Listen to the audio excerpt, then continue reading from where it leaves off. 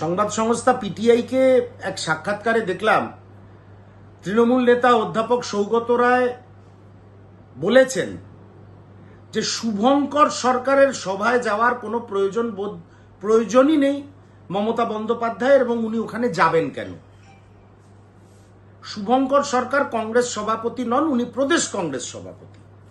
প্রথম কথা, একটা কথা পরিষ্কারভাবে বলতে চাই, সৌগতবাবু বৃদ্ধ হয়েছে, আপডেটেড থাকেন না উনি, ওনাকে আপডেটেড থাকতে হবে। সাংবাদিক বন্ধুরা কয়েকদিন আগে মাননীয় প্রদেশ কংগ্রেস সভাপতিকে প্রশ্ন করেছিল যে ভিক্টোরিয়া হাউসের সামনে যদি মমতা বন্দ্যোপাধ্যায় জায়গা না পান তাহলে কি আপনারা মমতা বন্দ্যোপাধ্যায়কে অ্যালাউ করবেন আপনাদের মঞ্চে?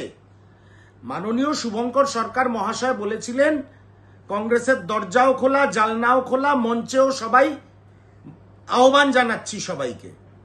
কিন্তু মমতা বন্দ্যোপাধ্যায় যে পাপ করেছিলেন, দলত্যাগ করে তারপর অন্য পতাকা নিয়ে এই 13 জনের লাশের ওপরে যে রাজনীতি করেছিলেন, তার জন্য আগে প্রকাশ্যে ক্ষমা চাইতে হবে। ক্ষমা চাইতে, প্রায়শ্চিত্ত করতে যে কেউ আসতেই পারেন শহীদ মিনারের মঞ্চে, এইটুকুই বলেছিলেন শুভঙ্কর সরকার মহাশয়। পরিষ্কারভাবে জেনে রাখা ভালো কে কোন সংবাদ মাধ্যম, কে কি সংবাদ পরিবেশন করছে আমাদের জানা নেই। মাননীয় শুভঙ্কর সরকার মহাশয় বা প্রদেশ কংগ্রেস সভাপতি বা সর্বভারতীয় কংগ্রেস কমিটির নেতৃত্ব মমতা বন্দ্যোপাধ্যায়কে 21শে জুলাই প্রদেশ কংগ্রেসের শহীদ মিনার সভায় কোনো আমন্ত্রণ জানায়নি। উনি দল বদল করে একটি অন্য পতাকা নিয়ে এই 13 জনের লাশের ওপর দিয়ে রাজনীতি করে গেছেন বছরের পর বছর। তার প্রায়শ্চিত্ত এবং সেই বিষয়ে ক্ষমা চাওয়ার জন্য উনি এই মঞ্চে আসতে পারেন, এইটুকুই বলা হয়েছে, যদি রাজ্য সরকার ওনাকে কোনো জায়গা না দেন।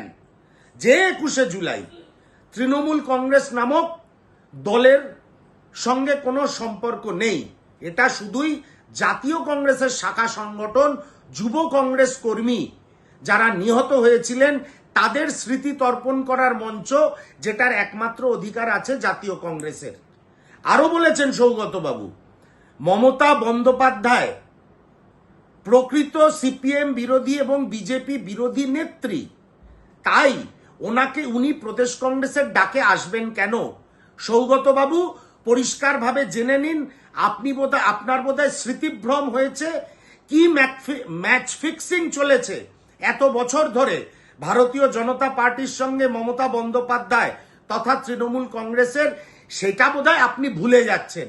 সেই জন্য কে প্রকৃত বিরোধী মুখ, মমতা বন্দ্যোপাধ্যায় না অন্য কেউ, সেটা ভারতবর্ষের মানুষ, বাংলার মানুষ জানে। একটা কথা পরিষ্কারভাবে বলে দিই, ভারতীয় জনতা পার্টির বিরুদ্ধে একমাত্র লড়াইয়ের ময়দানে যে সামনে থেকে নেতৃত্ব দিচ্ছে তার নাম রাহুল গান্ধী।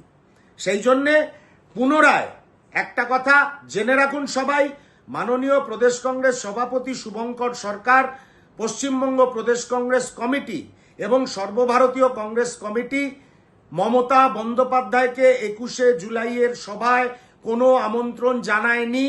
অধ্যাপক সৌগত রায় মহাশয় বৃদ্ধ হয়েছেন, শরীর খারাপ, স্মৃতিভ্রম হচ্ছেন, একটু আপডেটেড থেকে সংবাদ মাধ্যমকে আপনার বাইটগুলো দেবেন, এটা প্রদেশ কংগ্রেসের তরফ থেকে পরিষ্কারভাবে জানালাম।